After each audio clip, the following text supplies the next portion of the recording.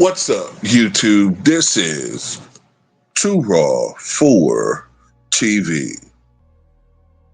All right, before I get into this video, I want to give a shout out to a couple of subscribers. Shout out to the brother Wizzyway. If I forgot to shout you out verbally, I saw your video request yesterday. I did a video on it, but I may have forgotten to shout you out.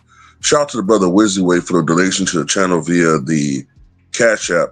Shout out to the brother Claiborne Bell for the $10 donation via the PayPal. He says, great content, my brother. Salute to you, brother, for showing love. Glad you like it. And salute to all you guys who have shown love to this platform. And I just want to talk about Kawhi Leonard right quick. All right. This is the thing about Kawhi Leonard, right? I know that there are some people who will say, well, Kawhi Leonard isn't faking these injuries. Okay, these are legitimate injuries. He's getting hurt constantly due to the ravages of time, bad luck. He has a susceptibility types of injuries. We've seen this trend toward him getting hurt more often since his last year with the Spurs, et cetera, right? And that we're being unfair about his injury status, right? This is my problem with that, right? It's just my opinion, right?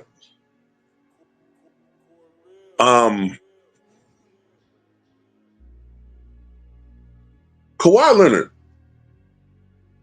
came to LA back in 2019, essentially pounding his chest after winning a championship and saying that LA was his.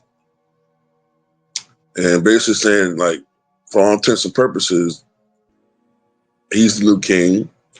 And with that type of talk,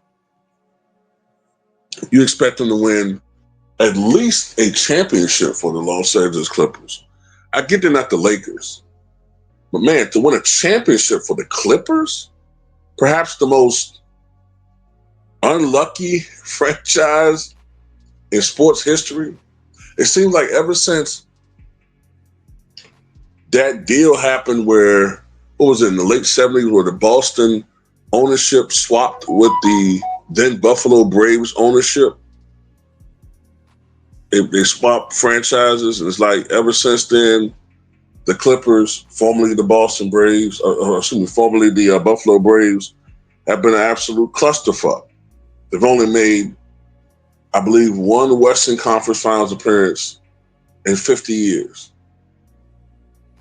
So Kawhi Leonard's supposed to turn it around. Hell, he won a championship with the Raptors. And it's been a major failure. No matter how you want to look at it, it's been even the year they went to the conference finals, technically Kawhi didn't play in that year. He didn't play in that series. So he's never led them even to a conference finals, let alone the NBA finals, let alone a championship. And he's consistently hurt year after year after year.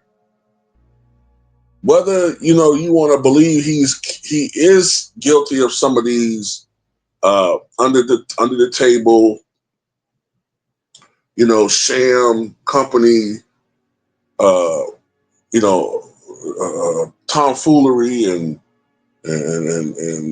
cahootinizing with Steve Ballmer as far as getting around the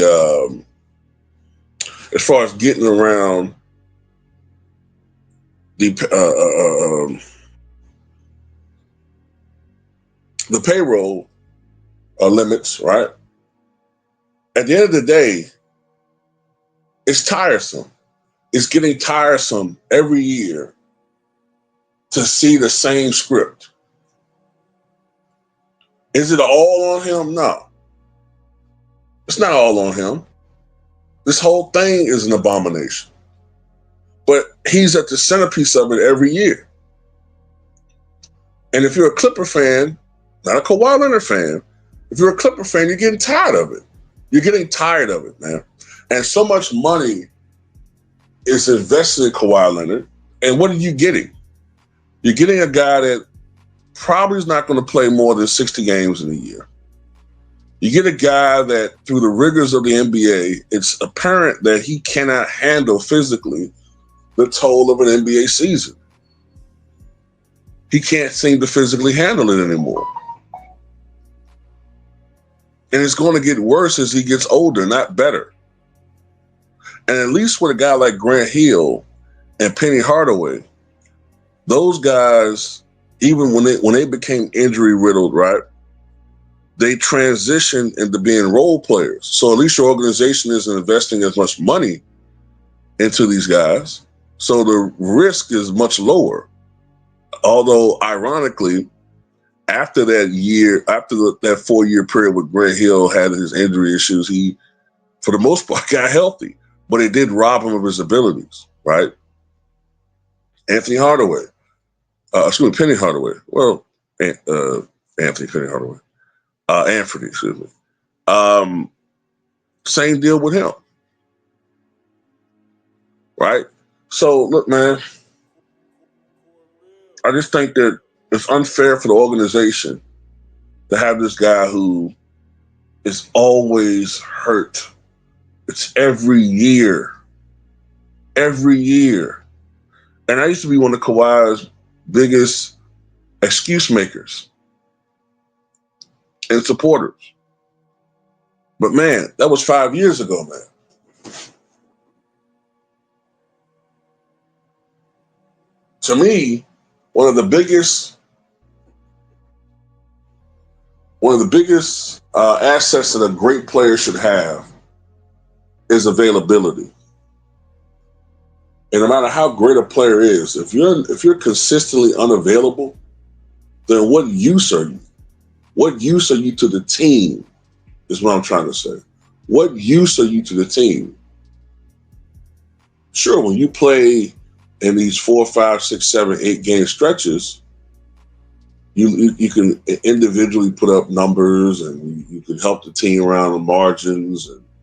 But then you'll miss 2 or 3 weeks, or you'll miss 1 or 2 months, and then the continuity and the chemistry falters, and ultimately you hurt the team.